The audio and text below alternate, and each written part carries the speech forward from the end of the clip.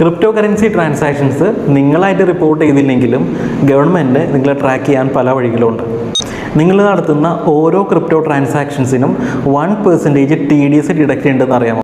ഏതെങ്കിലും ഒരു ക്രിപ്റ്റോ നിങ്ങൾ 80,000 വാങ്ങിച്ചിട്ടുണ്ട്, അത് 1 lakh rupeesന് സെല് ചെയ്തിട്ടുണ്ട്. ഇങ്ങനെയാണെങ്കിൽ 1 lakh rupeesന് മുകളിൽ, അതായത് സെയിൽ പ്രൈസിന് മുകളിൽ 1% TDS ഓൾറെഡി കട്ട് ചെയ്തിട്ടുണ്ടാവും.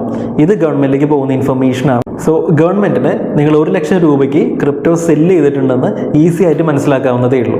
ഇവിടെ നിങ്ങളുടെ പ്രോഫിറ്റ് എന്ന് പറയുന്നത് 20,000 ആണ്. That is 1 lakh minus 80,000. ഈ 20,000 നിങ്ങൾ 30% ടാക്സ് കൊടുക്കേണ്ടി തന്നെ വരുന്നതാണ്.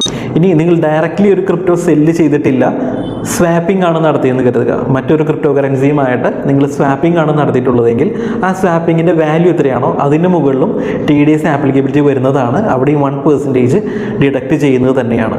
കൂടാതെ ക്രിപ്റ്റോ കറൻസി ഉപയോഗിച്ച് നിങ്ങൾ എന്തെങ്കിലും ഐറ്റം പർച്ചേസ് ചെയ്തിട്ടുണ്ടെങ്കിൽ അതും ഒരു സെയിൽ ട്രാൻസാക്ഷൻ ആയിട്ട് കണക്കാക്കുന്നതാണ്. അവിടെയും 1% TDS കളക്ട് ചെയ്യുന്നത് തന്നെയാണ്. സോ നിങ്ങളായിട്ട് റിപ്പോർട്ട് ചെയ്തില്ലെങ്കിൽ പോലും നിങ്ങൾ നടത്തിയിട്ടുള്ള ക്രിപ്റ്റോ ട്രാൻസാക്ഷൻസ് ഗവൺമെൻറ് തീർച്ചയായിട്ടും ട്രാക്ക് ചെയ്യാൻ സാധിക്കുന്നതാണ്. ആകെ ഒരു ബെനിഫിറ്റ് എന്ന് പറയുന്നത് നിങ്ങൾ അടയ്ക്കാനുള്ള ടാക്സിൽ നിന്ന് നിങ്ങൾക്ക് ഈ പിടിച്ചിട്ടുള്ള TDS എല്ലാം തന്നെ സെറ്റ് ഓഫ് ചെയ്ത് ബാലൻസ് ഉള്ള എമൗണ്ട് അടച്ചാൽ മതി എന്നത് മാത്രമാണ്. ക്രിപ്റ്റോ ബൈ ആൻഡ് സെല്ല് ചെയ്യുമ്പോൾ മാത്രമല്ല നിങ്ങൾക്ക് ടാക്സ് വരുന്നത്. നിങ്ങളുടെ കയ്യിലിരിക്കുന്ന ക്രിപ്റ്റോ സ്റ്റാക്കിംഗ് നടത്തിയിട്ടുണ്ടെങ്കിലും അതുപോലെ തന്നെ എയർ ഡ്രോപ്പ് ആയിട്ട് കിട്ടുന്ന ക്രിപ്റ്റോയ്ക്കും കൂടി ടാക്സബിലിറ്റി വരുന്നതാണ്. ഇതെങ്ങനെയാണ് വരുന്നതെന്ന് അറിയാനായിട്ട് തേർഡ് പാർട്ട് കാണുക.